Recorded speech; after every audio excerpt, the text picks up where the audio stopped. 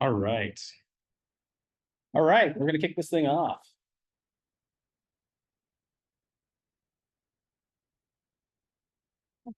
Okay. It was a good conference. See y'all later. Oh. All right, that's my joke.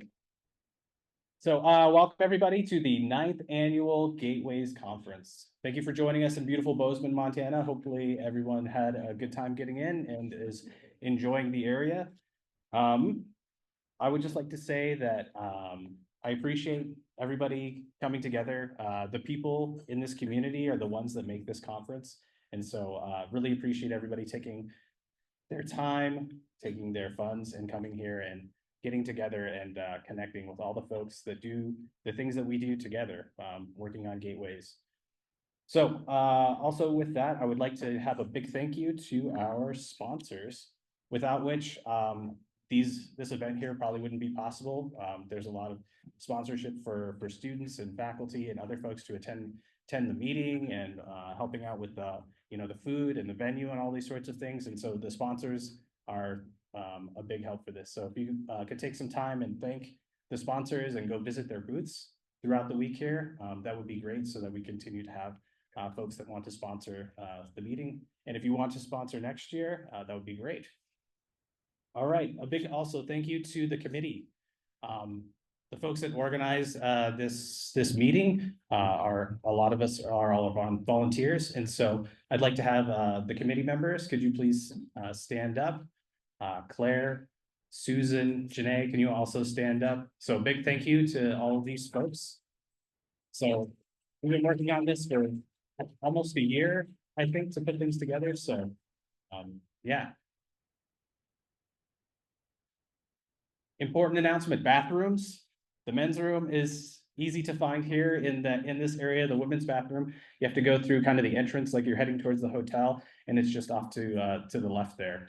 So very important to know where the bathroom is. The exits are in the back, and there should be exits up here at the front if we need to evacuate. So with that, we have a great program for you guys today. We have an AI session that will start with after the keynote, and then into the data session. We'll have the poster session this evening along with the bring your own portal session. So we're very excited about that program. The proceedings are all online. The schedule is also online. So anybody who has papers or demo papers or things like that, those are already up in the proceedings. So if you want to read about the presentations that you're seeing here, you can find those linked off of the website. Announcement for the mentor mentees. They'll be meeting near the registration desk at the coffee break. So be sure to do that after the keynote. Oh, our MCs, Charlie Day, Jamie, please stand up. These will be MC folks that are going to be helping move this meeting along. They're much funnier than I am, so you should be very thankful that they're going to do this. Yes, I'm already getting but my time is running out. So they're also helping let people know when your session to stop presenting. Last thing I want to say, this is a wonderful community. This is a wonderful conference. Be good to each other. I think that goes hopefully without saying, but as you know, the words of Bill and Ted, be good to one another. We have our code of conduct, so hopefully, we haven't had any incidents in the past really, so people will follow, but be good to one another. The conference is, you get into what you put out of it. So hopefully you're all out there networking and connecting with one another. We left lots of space for that in this meeting for folks to connect, talk about your gateways, talk about proposals, learn new things. So that's what this meeting is all about. That's why we're in person. So hopefully everyone will take advantage of that. Meet some folks that you don't know.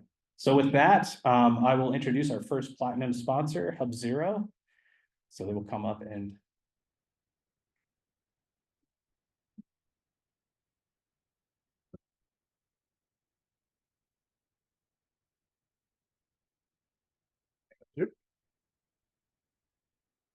I do actually have a name. My name's Rich. Yeah, so welcome everybody. It's a pleasure for us to be here. We've been a supporter of this for a long time, and I'm glad to have this 5 minutes to talk to you before I introduce Jeanette. I almost said Jeanette. We're gonna have to do something about that. Yeah, so what do? So we've got these 3 products. One Science Place and Hub Zero are the tools that we use to help people build scientific gateways. I think almost everybody here is familiar with these, but I'm going to give you, 2 minutes on each. So Hub Zero is a tool that has been around for 20 years. Probably one of the things that created the idea of scientific gateways grew out of some work that we were doing for a specific project. And it does everything that you need it to do in terms of building communities, managing data, running jobs, moving your data around, all those sorts of things. And One Science Place is a new generation of this tooling. So significantly, what One Science Place is composable, and it allows you to do things. It's really focused on bringing the next generation of things like AI and other kinds of tools to bear on the problems that we all have as scientific gateway creators. And I'll come back to that in a minute. Then to tie everything together, we have a services wing called SDX. And the reason this exists is because a lot of times it's difficult to find the skills that you need within your organization to build a scientific gateway, to figure out what your communities are going to value. And this is a way that we can partner with you to help you figure out, what are the best practices? What have we seen in our 20 years of experience that has worked consistently? What things might you try in your different environments?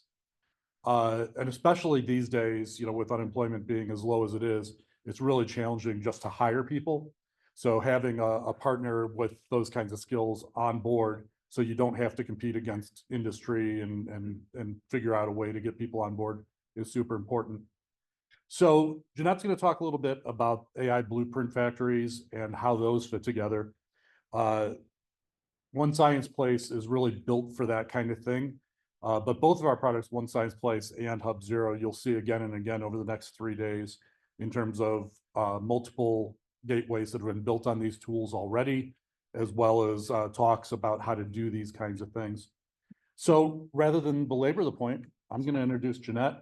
And anybody who wants to talk about these things, doesn't want to have to sit through a half-hour talk about these products, you can track me down and I'll be happy to talk with you as much as you like. So thanks, everybody.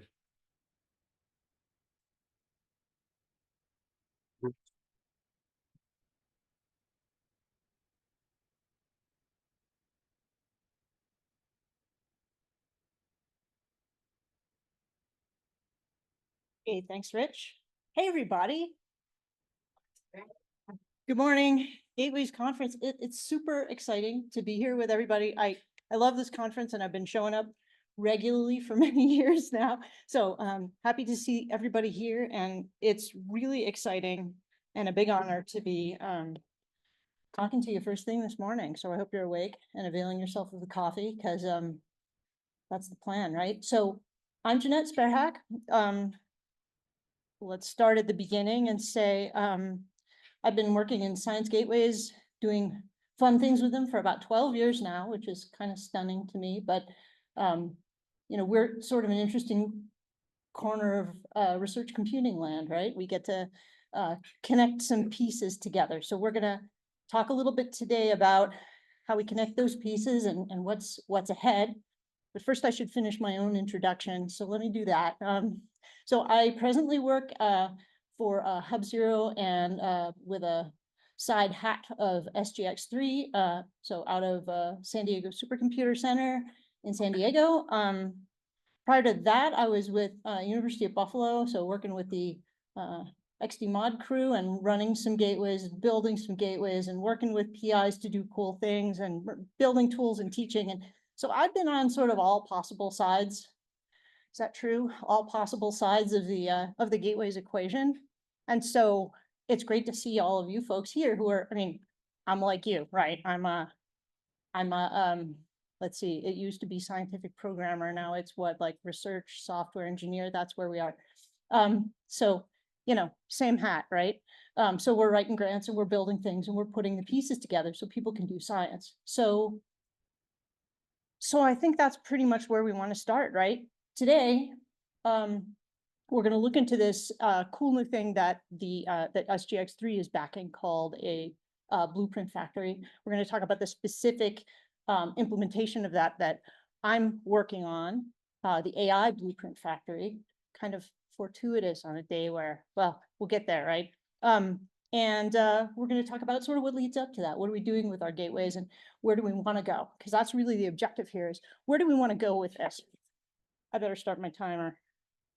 I know I got my guys here keeping me on track, but all right, let's go. So really, you know, I had exploration in my title, so we better tie that back in, right? If we're exploring, we're traveling in or through unfamiliar areas in order to learn about those areas. And that's kind of what we're doing in research, isn't it? I mean, you got your, on the right-hand side there, you got your synonyms. In order to do our big picture in the background there, Indo-Roman trade routes, right?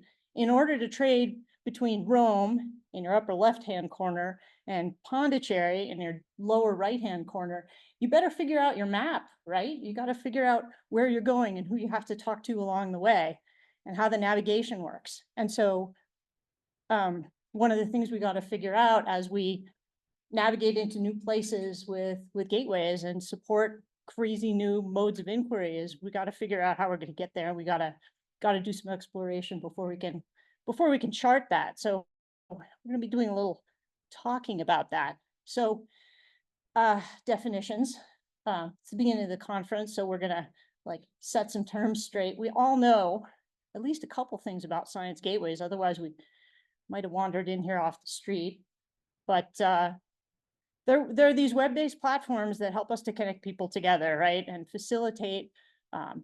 So our users, who are usually researchers or students or educators or all of the above, so that they can access the data and software and computing resources that are going to help them to learn how to use new techniques or get cool new things done in science or teach other people who will hopefully come up with some really awesome stuff. So when we say data, we got to really open that up. I mean, some of that is streaming data coming from scientific instruments. Some of that is data that was, you know, sitting on a hard drive and a workstation in the back of somebody's lab. And somebody said, man, we got to normalize this and put it out there so people can apply it to useful simulations. Sometimes it's stuff out of your lab notebooks or stuff out of CSVs or, you know, so many different kinds of data are coming in. You got these big, complicated structs that come from different data sources. So there's a whole lot of work just in that little 4-letter word. It's a 4-letter word, isn't it?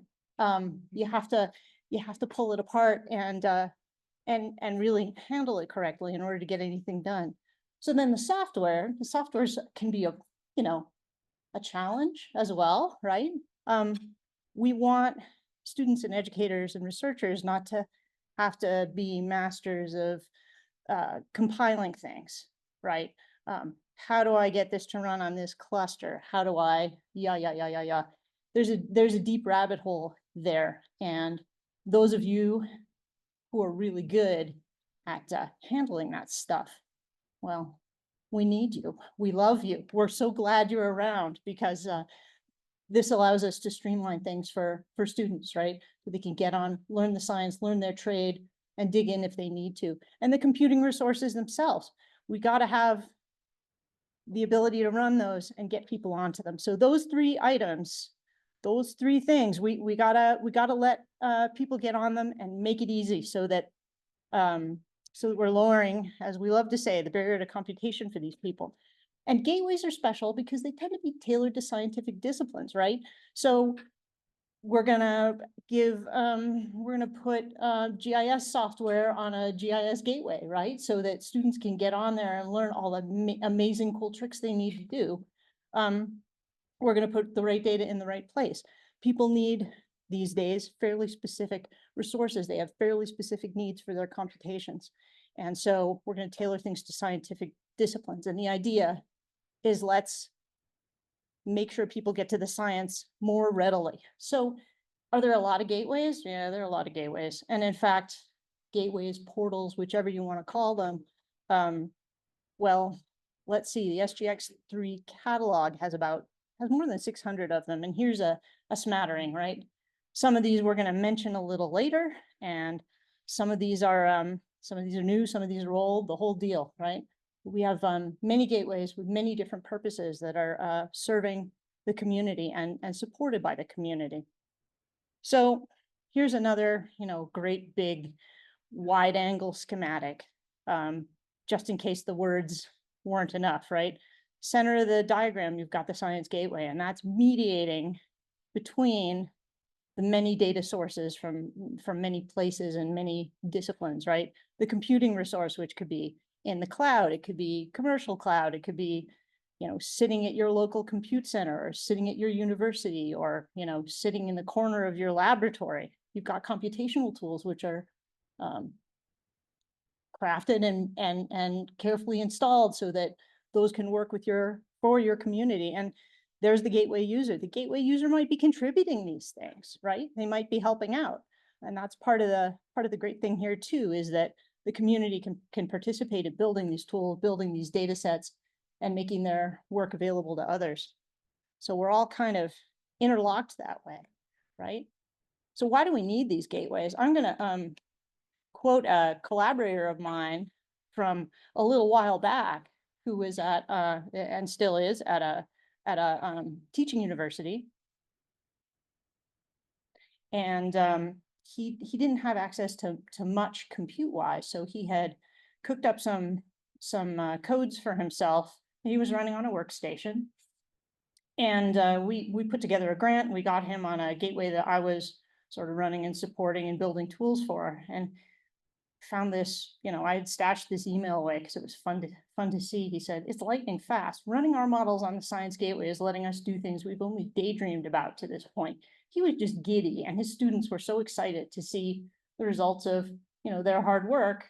They could throw this stuff on the gateway, run on our cluster, and get their results out. And this encouraged them to build more models, to release packages on GitLab, and to do so many cool things that really hadn't been possible for them before, for a small group at a smaller university. So, that's what we're here for, right? We really want to open things up and make sure everybody's got access to this compute if they need it.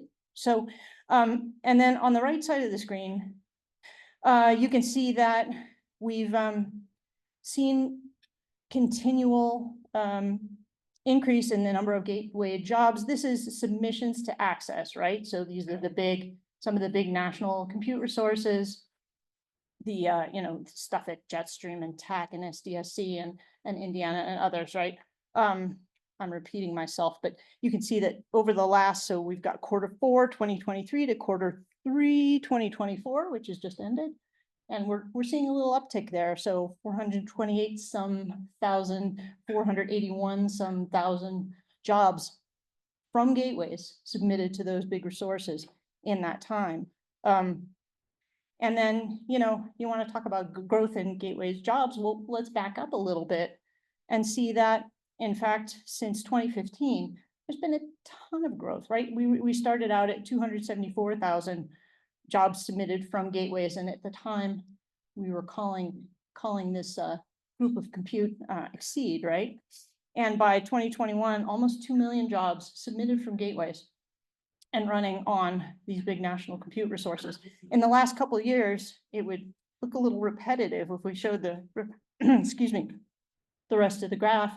We're within a couple percent of 1.9 million jobs. So we're holding a little steady, but people really rely on this to get their compute done. And this is why you guys are here, and this is why the domain scientists need you, right?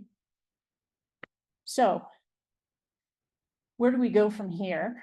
Well, there are lots of places we need to go, and one of those involves AI. I was super psyched this morning to see that the Physics Nobel Prize was awarded to machine learning this morning. This was just out. I mean, how cool is that, right? What is helping us get physics done? Well, lots of things, right? And there are fistfights behind the scenes about how we do that, right? But so let me get names here: Hinton and Hopfield, right? And we've all read about and studied about back in the, you go back to your school and you say, yeah, well, neural networks and how do we model the brain and how do we think about this so that we can turn it into something a machine can do? Really what we're talking about here, everybody in the world knows what AI is, and for those two letters, we're talking about, statistical methods and means of doing inference, and let's face it, a whole ton of things. So this is a giant wordy plot with artificial intelligence at the center, and then a bunch of things that are different techniques, that are different approaches, that use a couple of different wrinkles on things. We got computer vision and natural language processing. They're very, very different, and yet we're lumping them all in the same place these days. We've got genetic algorithms, and yeah, it goes on from there. We got deep learning, and you say, well, neural networks. It goes on, right? So it's a great big bag of things. AI is a big complex statement to make. So what we want to do now is make sure that people who want to use AI techniques are able to use AI techniques on their gateways, because let's face it, some of these are complicated to use. Some of these use hardware and techniques and workflows that are really pretty onerous to put together. How can we boost that? How can we ensure that that's something that researchers can get into, even at the small universities? Like my collaborator said, hey, I didn't have access to this before. We want to make that possible for people so that we can, use all the brains we've got to solve the problems we have. But how do we get AI in to everyone else? Well, our gateway's using AI now, and here's a really small subset of some who are. We're going to talk about this for a minute. We'd like to encourage more gateways to use AI, but here's where we start, right? The top two, 3DEM and Brain Life are doing things with computer vision to look at images of the brain, really important stuff. Those middle two, World Engraved and NanoHub, we're going to talk about a little bit in a minute. Shade is actually doing some things with looking at natural language processing and diplomacy. I mean, really intriguing, right? You're like, wow, I never would have thought of that. I love the things that people do. And Design Safe is doing a ton with looking at natural disaster mitigation and how do we protect buildings and people and human populations, right? So all of these platforms are offering and building AI-based tools for their users to make use of, to employ to do their research and their work. So certainly there are others, but here's me fitting a few on a slide for you. So let's talk a little bit about what's starting to happen in terms of gateways using AI now. This is a gateway that is put together for anthropologists who are looking at a very specific kind of artifact from a very specific place and time. And I thought this was sort of an intriguing story because I'd never heard of it. So let's tell the story. The World Engraved Gateway is looking at these paddle stamped pottery sherds. So the pottery sherds you can see with a red background at the bottom right of the slide. So these are fragments of pottery that people back in, dating back to the years 1 to 800 in the southeastern US. So pre-colonial folks were making these pottery and stamping them with the kind of stamp you see at the top.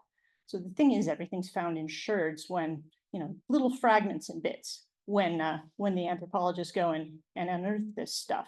So this is complicated. They'd like to be able to study the patterns. They'd like to be able to study, the history of how the patterns evolved. And of course, you've got pottery. So when the pottery's wet, you can take a couple different paddles and stamp over top of each other. And there turns out to be a bit of a pattern matching question here. So the science team dug into this, digitized these sherds with a 3D scanner. So you get not just the pattern, but the depth of the grooves, right? And they worked on and developed a deep learning method to do computer vision and match up some patterns and figure out what's going on there, and then match these sherds to the stamping paddles, a reconstruction of which is shown up above. So top is the stamping paddle, middle is some of the reconstructed patterns from the deep learning model, and then the bottom is the artifacts themselves. So this gateway offers a number of different features for the users. They can look at locations, they can look at the patterns themselves, they can upload patterns and match patterns and so forth. And they are, as of their papers from PERC 2019 and 2020, so I don't have completely current information on these guys, but what they developed was running on Jetstream with Apache Aravata middleware, and they were running their algorithms on the Bridges GPU and using some pretty standard, they carefully vetted, what software do we want to use? It's well supported, well vetted. So they were making smart choices for making a gateway that was going to be long-lived and not need too much TLC all the time. So that thing's up and running, and I thought that was really a cool example. So there's a very specific science domain with a very specific question and a big data repository of these things they've scanned and digitized, and that they can then run these AI methods on to figure out, what's the whole picture for these sherds. So just switching over a little bit, we're going to look at a very large and very technical hub. NanoHub is a nanotechnology hub that does a great deal with teaching and workshops. They've got more than 300,000 registered users and more than 850 tools. So there's a whole lot there. And they're also using AI, not just in tools. There are a number that are using AI for technical purposes. But I wanted to show you a couple things they're doing with their UI. So this here is they've done sort of a soft opening on this recommender, which is, on purpose looks a bit like you might see in when you open up Netflix, where it says, hey, you might like this if you've, because we know you've watched this other show. So what the team there has done is built a number of models that look at past user behavior and make some inferences about potential future user behavior based on what the collective group has done.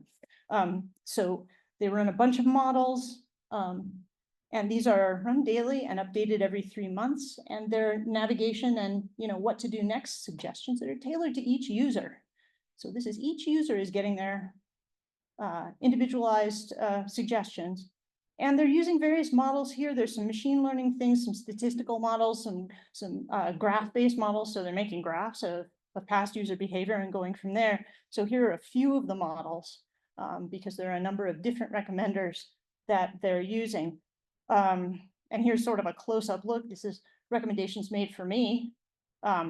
There's a graph showing the lit up sections of tools I've run and tools that they're suggesting that I might want to run in the future. So this is a pretty cool undertaking. Something else I really appreciated, in gateways, we tend to have a little trouble with spam users, right? Especially if we have registration wide open. So people can come in, make an account, start doing things, and sometimes they don't have like the best interest of the community in mind, right? We'd really love it if our resources were going to people who are doing science or learning things or doing something positive, and we'd rather not it be a place for people to park like large files or get up to mischief. So they these folks also developed a method that used a couple of different techniques to try to establish what users might be, people you might want to block or people you might want to keep an eye on. So I love that feature because that really serves gateways well, even if it's not obvious to the user. One more thing that I wanted to mention that NanoHub was up to was an AI assistant that's actually a chatbot. So this is using a llama model on, again, a big data set, right? Well, not that big, it's 850 tools, right? And I can say I helped out with this because I was the data guy, right? Now, chatbots are tricky, right? Because they'll do things like hallucinate, and sometimes they'll pull in things that aren't totally germane to what you're asking, or sort of a little bit off-world with regard to the data set. And there's a lot of input data pre-processing that's necessary. And this actually surprised us a little bit when we were working on it. We said, geez, yeah, there's more we got to do. When this was under preparation, actually some of the input data was run through some other other AI. So I think even we're using ChatGPT to like make more concise some of the descriptions that were coming from our data. We had ungainly data, we shrunk it down, we fed it to the llama model. I say we, that wasn't my job, but really they did a gorgeous job with this. I mean, training is expensive, right? You're running on GPUs, but you have to be smart about it. You use recent data, you don't use full history, you update things, you don't reparse things. So this is now in, I think, alpha mode. And yeah, you ask it, hey, give me a tool that I can use to play with dimensionality reduction. And it'll say, oh yeah, here you go. You can use this thing, and here it is. So kind of a fun story. But hey, we'd love it if we could bring everybody else in, right? How do we make AI available on more gateways in domain appropriate ways, right? In the ways that are going to work well for these communities. And so this is where SGX3 has made a plan to do something called a blueprint factory, which let's go, we're going to talk about it. So SGX3 has the charter to do a number of wonderful things, one of which is, here we are, right? We're all here together talking to each other from all over the country, all over the place. So they're supporting this conference, and we thank them for that, because it really makes us a more effective, more connected community. But another thing that they want to do is make sure we've always got our eye on the future. And that's the point of the blueprint factory, is to say, okay, where do we need to go next? And that's that exploration piece that I mentioned earlier. So blueprint factory, please define. Yeah, let's go. It's Wikipedia says, and we all know in our heads, right? It's a reproduction of a technical or engineering drawing. That's a blueprint. And it's going to enable rapid, accurate production of an unlimited number of copies, not just of the diagram itself, like we see here on the right. It's got, dimensions and specifics and encodings that tell us something about size of this thing and the way it's put together. But we also want to be able to create the technical objects that's being described in this schematic. So in this blueprint. So that's the objective, is to be able to make some blueprints. So the blueprint factory idea is this. First, we focus on a specific emerging topic, right? Pick something that's going to be important. Think about how we handle in the future. Second, let's determine what technical capabilities are going to be needed to support future research with regard to that emerging topic. And finally, let's create a blueprint from that. Okay, this sounds really nice. How do we do that? Well, first about topics. So the 3 topics that have been identified thus far are artificial intelligence in research. Cool, that's what we're here for today. Second, sustainability with regard to cyber infrastructure, which we will be hearing about in some unconference sessions, I believe tomorrow, and material science. So we've got a topic here, at least as far as I'm concerned. We're going to be looking at AI for the moment. Why? Well, for reasons like this. Spending on AI. This is comparing oranges to apples, I'm afraid. But let's walk down the fruit aisle and see what we've got. On the one hand, we have cumulative private sector investment in AI in the US, right? Top bar there, $335 billion US from 2013 to 2023 in the private sector. So that's a pretty big number, right? Okay. On the other hand, we have the total NSF budget, everything the NSF is funding for the same span of time was 86 billion. So we're really massively getting outspent on AI for sure, right? There's a factor of 4 there, and we're just talking about and they're just talking about AI, and the NSF budget is just the NSF budget. I know this is not a complete good number, because what about NIH money or DOE money or other sources that might be happening in the public sector? Fine. The point being, we'd really like to make sure that we keep up with for academic side investments in AI and possibilities for people getting into AI. On the public sector side.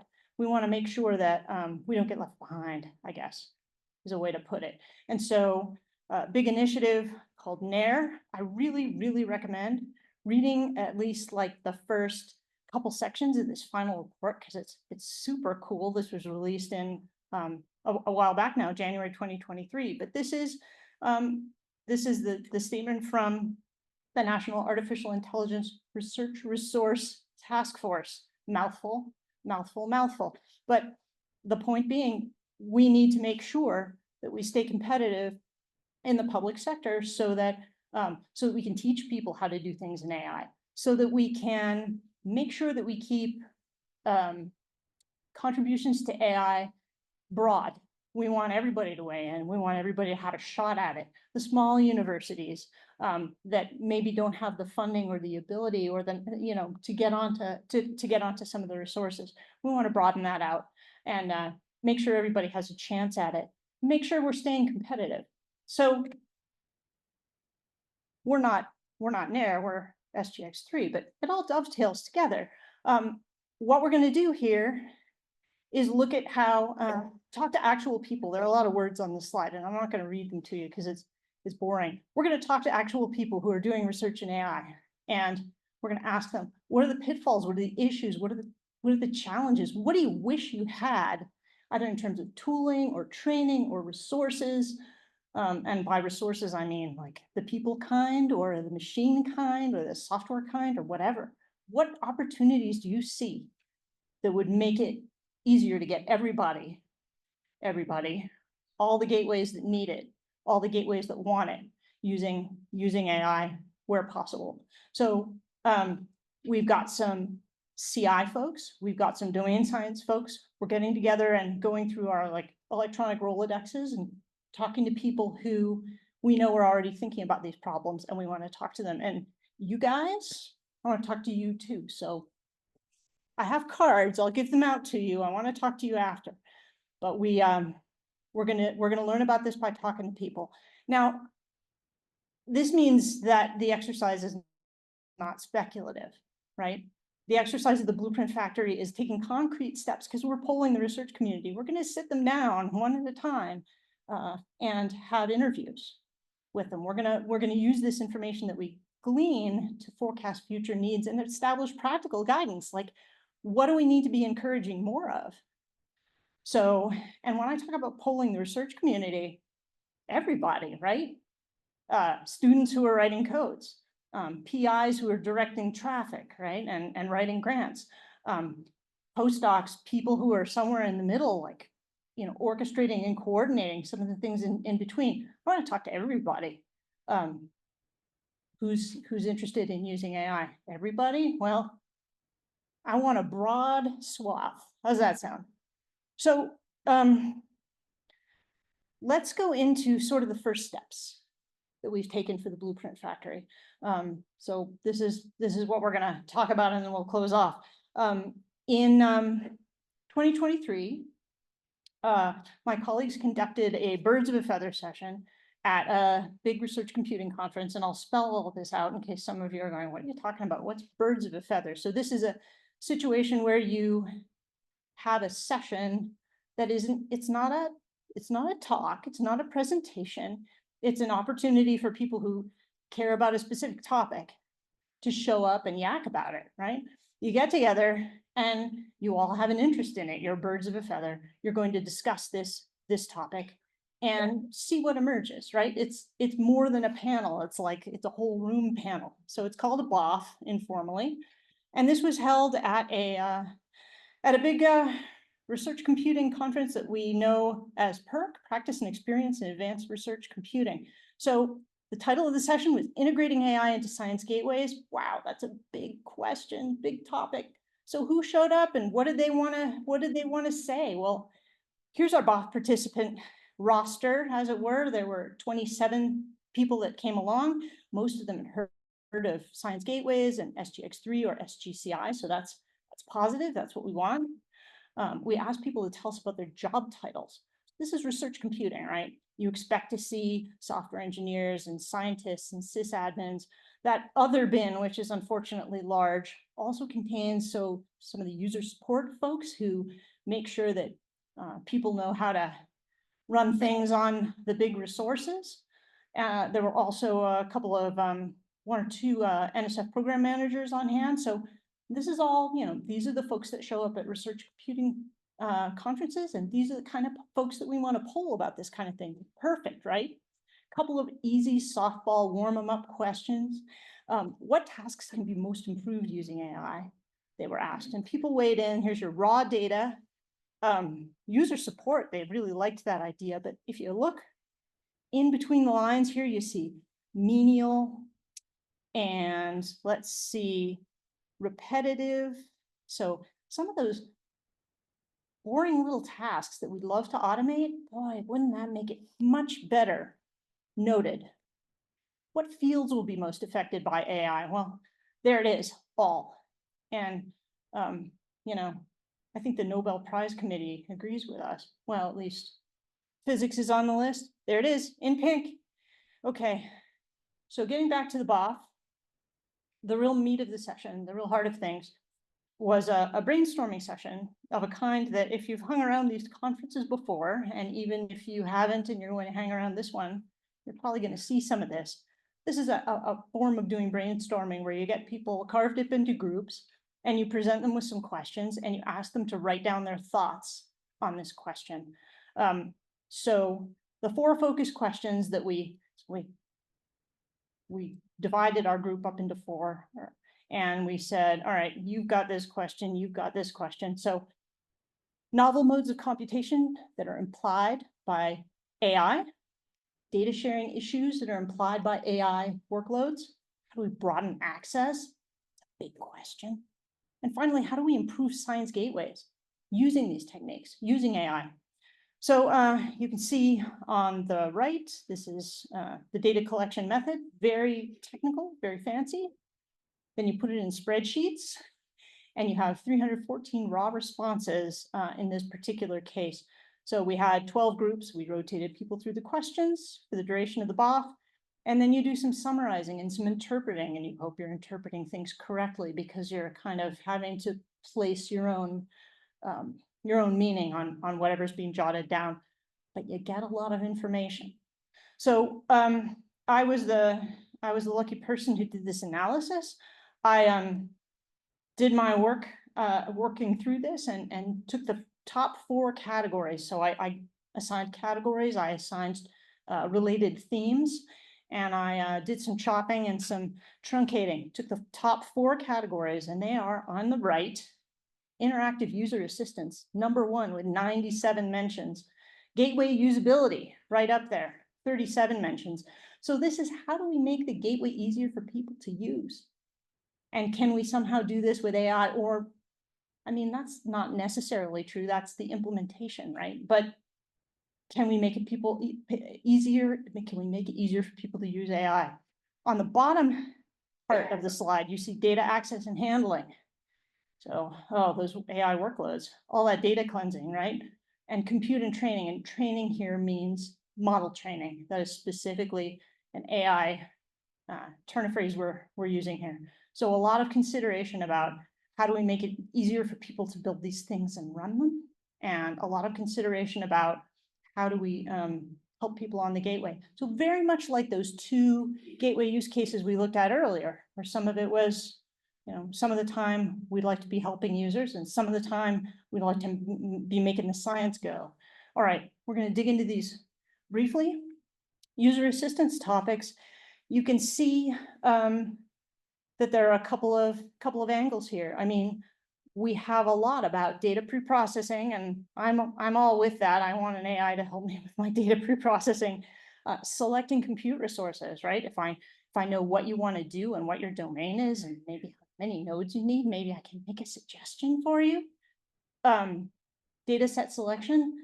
People really would like a little assistance with that. Workflow composition, job formulation. So that's all. How do I make the workflows easier? A lighter lift for me, right? But also you see natural language chatbot. What if I type a question in and I can get this thing to give me some suggestions? So some of this is about getting the AI done. Some of this is about making the gateway easier to use. Dovetail into gateway usability topics. This was our number 2.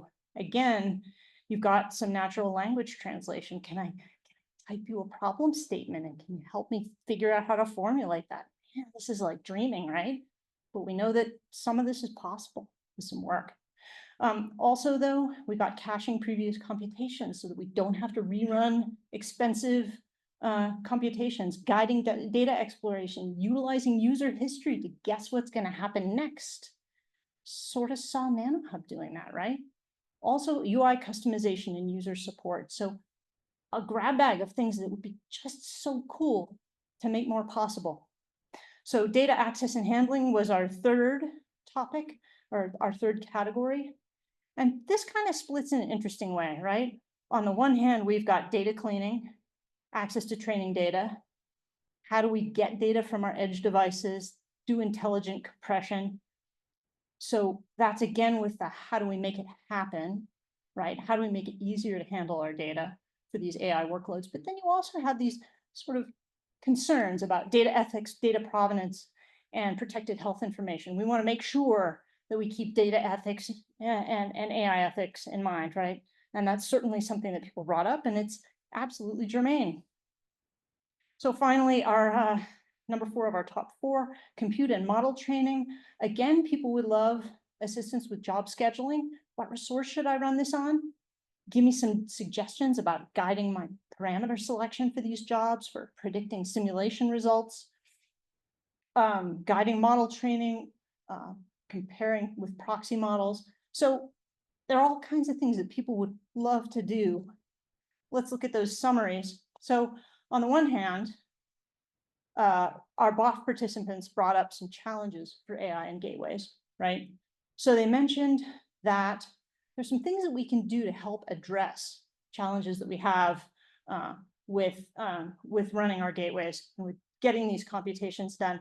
User assistance, boy, wouldn't it be cool if we push a little user assistance onto the AI? Wouldn't it be cool if we could make AI workloads easier to construct and to run? And then this surfaces some other challenges, doesn't it? If you're going to be using AI techniques, you got to worry about things like ethics. You got to worry about things like data provenance. Is this the real data, or is it filtered through 12 layers of reinterpretation? Where did this come from? How do I make sure that it's representative of what I need to talk about? So then there are also some opportunities that the BOF participants noted with AI and gateways. So they mentioned both of these things: integrating AI features for usability and streamlining AI workloads. So these come up over and over again, right? So where are we? And what do we need to do? So the AI Blueprint Factory, as I mentioned, we're gathering together groups of people. We're bringing in folks from our networks that we know are already using AI, have an interest in using AI, and we're going to be running individual interviews with those people and trying to figure out where the pain points are, where the opportunities are, what the issues are for them in their specific domains, in their specific applications. This is not smeared out and generalized. This is tell me about your issues, which I think is really important and is going to lead us to actually learn some things.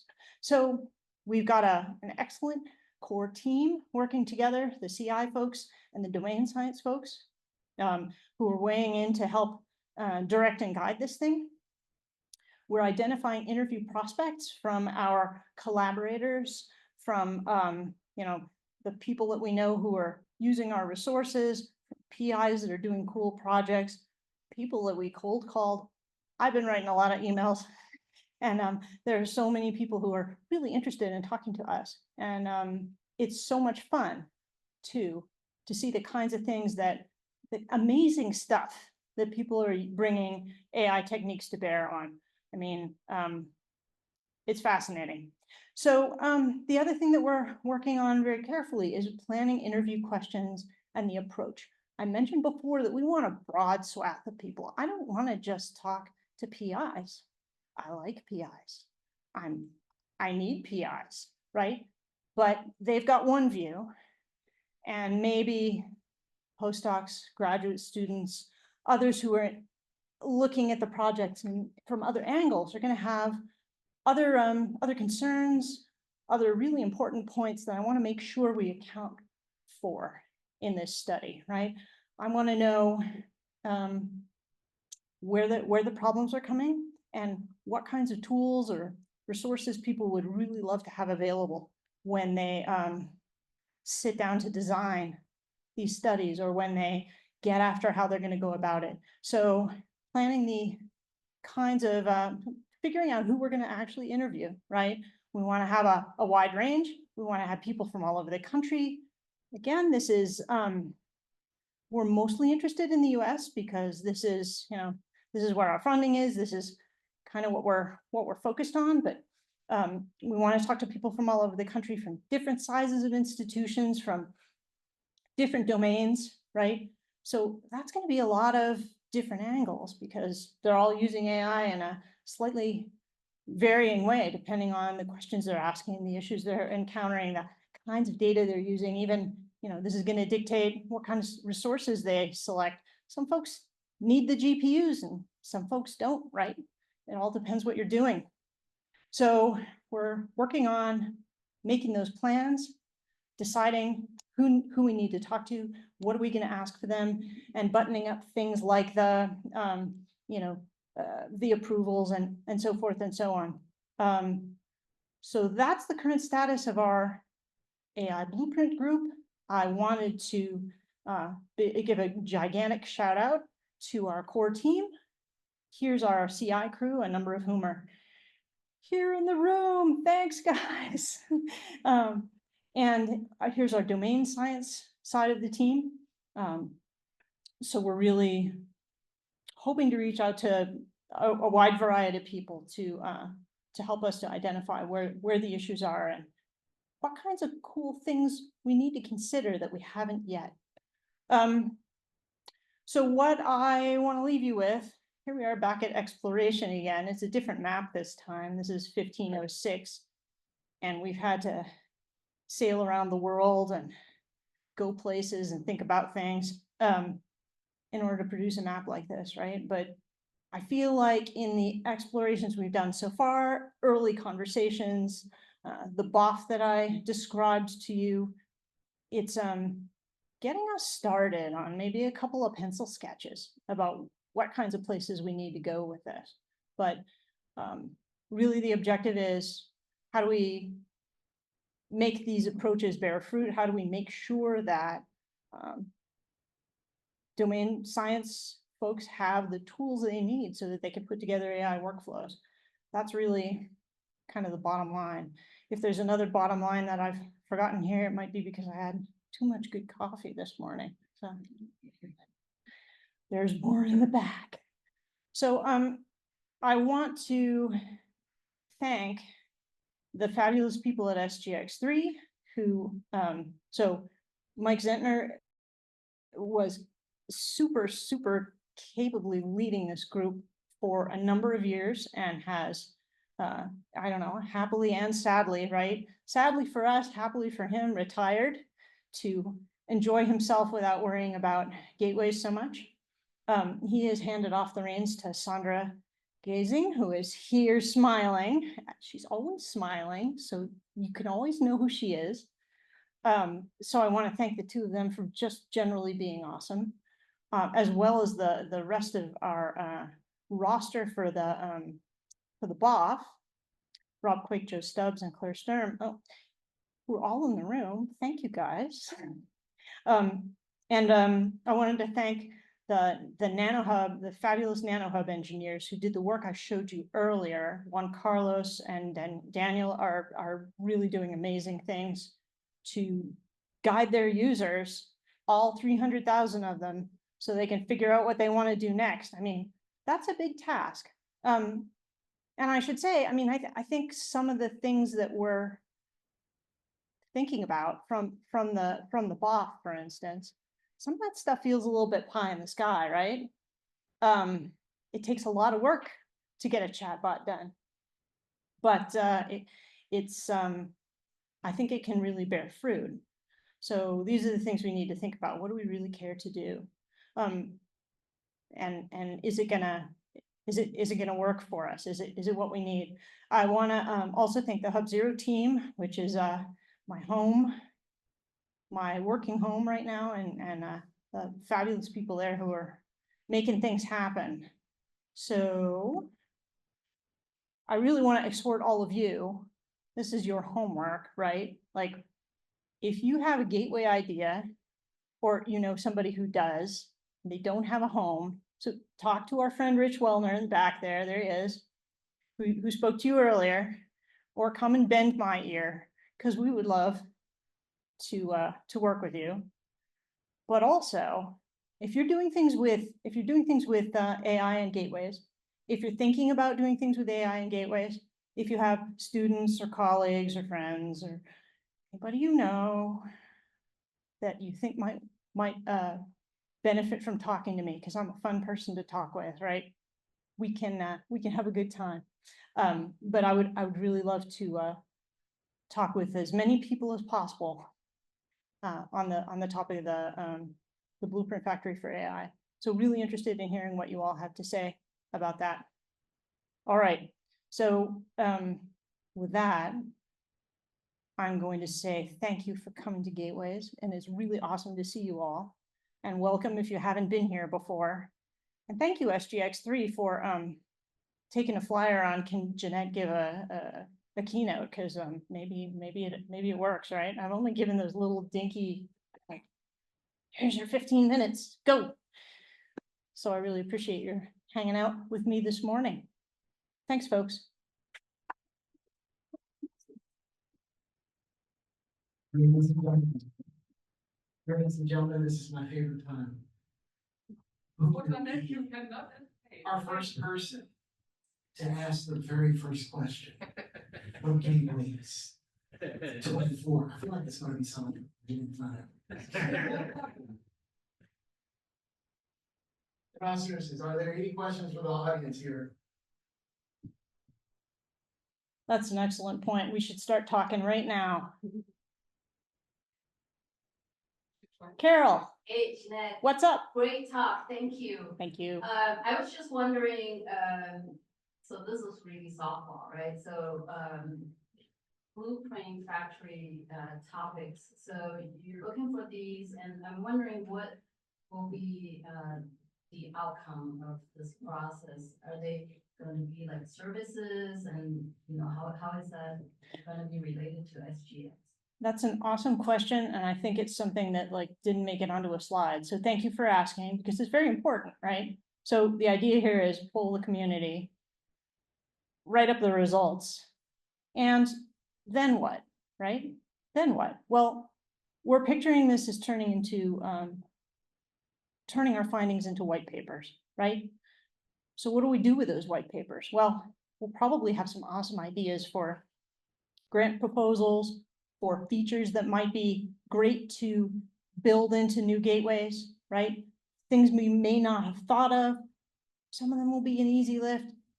Maybe there are some folks at funding agencies that we know that will be interested in looking at these white papers and saying, hey, that's a cool idea, or gee, maybe we should consider that. I mean, I'm continually impressed by sort of the I'm trying to think of what I want to say, like the fleet-footedness of the NSF in terms of saying, hey, we're going to open up this opportunity for people to apply for grants to do, this cool thing or that cool thing. So it's possible that some of our suggestions, that some of our findings might get turned into solicitations in the future, right? So it's our hope that we can learn about what do we want to feature, who do we need to ask for support in these areas. So this kind of thing, right? We bring it to our, university leadership or group leadership and say, can we build this? Because people are interested in it. And we go also to maybe national leadership and say, hey, there's really an interest in this. People are clamoring for it. Does that make sense? So I think that's kind of where we're setting our sights, is to gather the information and to say, hey, there's a need, and here's how we think we can demonstrate it. And now what can we do to put some things together? Does that help? Awesome. And Jamie, you weren't wrong. Next question up is from Sandra. Thank you. And only extending your answer a little bit. So it's really for the community to find out what are the next steps for the developers to say, okay, what do I have to do in the next 5 years that the user community use it in the next 7, 8 years? But it's also a little bit selfish for SJ3. We have in 3 years coming up our own next phase. And maybe we do, you know, some services we find out from the blueprint factory. So it's survival. My question is, what did you find the most challenging in the process at the moment with the blueprint factory? So, I mean, I think I mentioned this at the beginning, right? I'm a research software engineer, so I'm hiding on the 3rd floor of my house with my fast internet and lots of screens, fixing things. So like, it's hard for me to write emails to send to people, and I love it once I get going, but it's hard, right? Wow, I didn't know how hard it was. So it can be challenging for me to just step outside of my customary little shell maybe, but it's so interesting to start talking to people about what they're doing and what ideas they have. So that's my answer. Do we have any other questions?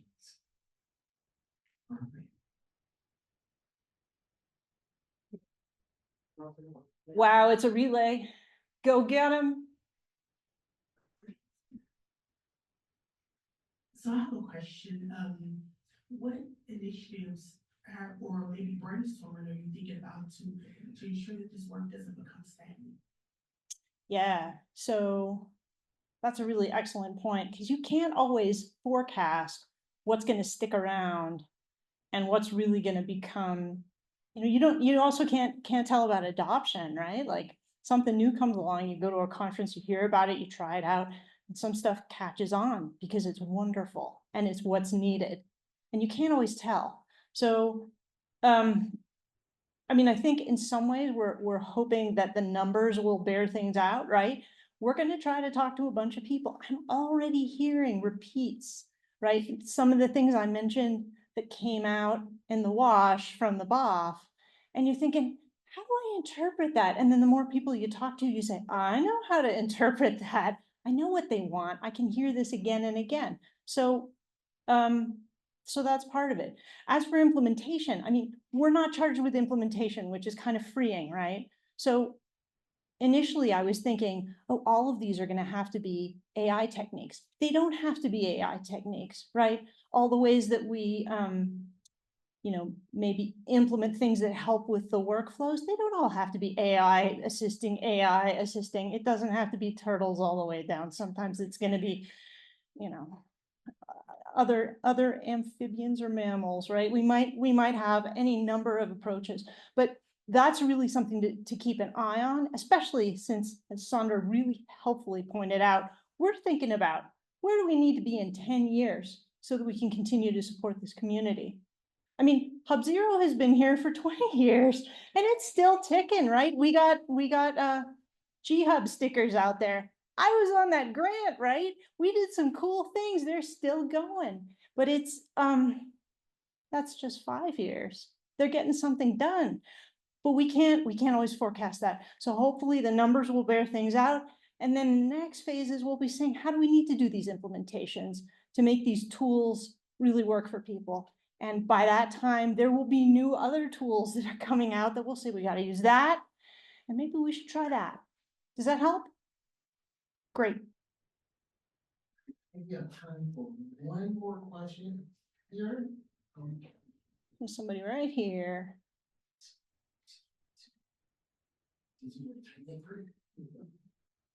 Thank you. Honestly, I was showing these scenes from nowhere. My colleagues, Dr. Ojo, say you to attend this, and then I have no idea what's happening. Honestly, I like to visit website sciencegateway.com, access ci.org. Yes, I try to find out, information that help me I'm teaching a so-called computational informatics class. I will use the software. I will data set, and that's all I need. The problem is when I go over this website, that's just like a link from link to link. So here's my question. Like, can we provide some kind of a, for example, textbook? For example, some people try it. For example, in my case, right? I use Science Gateway. I, do activities. And for example, I applied for the account, access guy account, applied for access produce the annual server. Yes, I already did this. We already started this.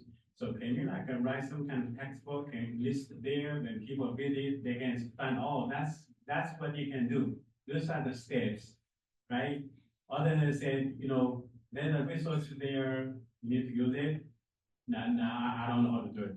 And actually, Dr. Day, he's my advisor. He said, and Dr. Paul, right? So you need to get the access CI account. I did. And from there, I step by step figure out, oh, that's it. Science Gateway or above. Honestly, that if you have some kind of textbook example, that helps much better than others. Yeah. First, I want to say welcome to Gateways, because you're in the right place. I absolutely hear you about how the heck do I get started, and what are all the cool people using these days to get all the good stuff done that they're doing, right? The good news is you're going to be hearing a lot about that in the next couple of days. And we're all going to be hearing a lot about, what everybody's been doing on the third floor of their house in front of all their screens, right? Oh, you did that? Awesome. Let me hear more. Welcome, and you're in the right place, because that's what we're going to learn and discuss. Absolutely, it has come up over and over again, both in the BOF and in conversations we were having last night about how do we usher people into the community properly, right? How do we learn things that are new? Because, what happened 10 years ago, say, this is order of magnitude, when my center first got GPUs and nobody knew how to use them, right? It's like, hey, we got to figure out how to do this. How do we even do that? How do we run on these things? How do you learn how to do something new when you're supposed to be leading your students, right? When you're supposed to be setting up the environment yourself. And so you kind of bootstrap along, because you ask the people and you look on the internet, and you ask ChatGPT sometimes just to see what's going to happen. And yeah, you talk to Jamie because he teaches all kinds of people. Oh yeah, I know. But so there's a little bit of word of mouth, isn't there? But so how do we bring people in to the community? And one thing that was brought up a lot, I think Carol is responsible for this. She says, what? Tutorials, right? So if you have online tutorials, or let me step you through this, here's how you get onto this resource and do these things and spin this thing up and, deploy these tools and use it. Yeah, it's a process. I mean, when I was running my own gateways, first of all, I had the Hub Zero team helping me, which was awesome. But sometimes you had to make some stuff up. How do I do this? How do I make this possible? Can I support this many students? I better benchmark it. Can we run 25 tool sessions? We can, but absolutely, I think that resource is needed. More tutorials, good documentation, and, an environment like this conference where we can come together and exchange information and what did you do last year, right? So come to all the sessions and talk to everybody who's doing interesting things, because they're going to be able to give you tips. It's what we're all here for. But I absolutely agree that we need to invest more in making sure that people have and can learn about the resources they need. That's part of it. If you just build it, but no one knows about it, what good is that?